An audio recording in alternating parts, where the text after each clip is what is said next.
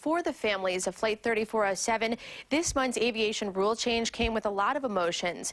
But in the end, many of them celebrated that their loved ones did not die in vain. Senior correspondent Rich Newberg sat down with some of the families.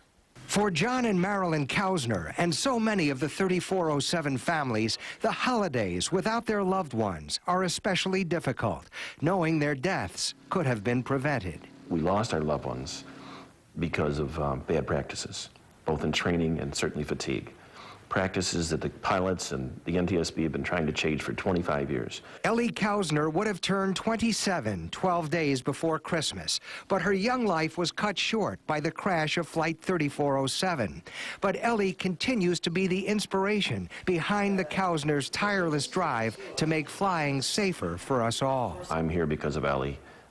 Fully cognizant of the fact that without a doubt, she would be there if one of us was on that plane. Public hearings such as this are exercises in accountability. With their loved ones always in mind, the families of Flight 3407, some traveling to Washington more than 40 times, won their first battle to strengthen aviation safety rules. The first victory was in combating fatigue in the cockpit. This is a big deal today. This is as far as our government has ever gone.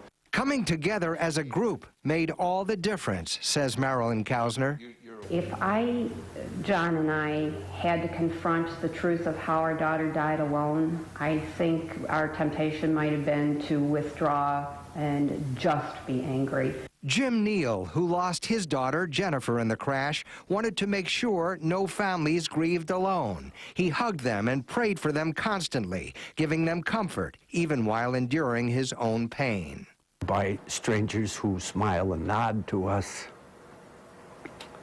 who come and embrace and hug us.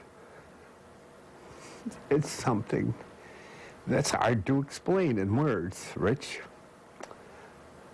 but that's our great solace. Jennifer was carrying a child. This was the last picture taken of her.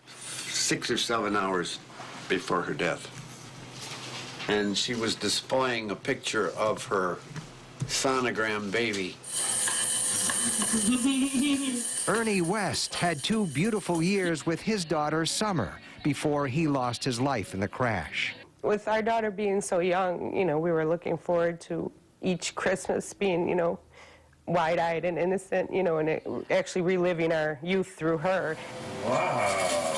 This home video was taken less than 2 months before the crash. 3 Christmases later, the families have reason to believe their efforts will lead to real changes in aviation safety rules and that their loved ones will not have died in vain. Yeah, that was a nice Christmas surprise. I didn't expect that one. There's still a lot more work to go, but it's nice to actually have, something for once said, okay, these are the rules. This is what we're going to implement. Many of the families feel the presence of their loved ones as they move forward with their cause. Some believe their loved ones are looking down from a better place with great approval.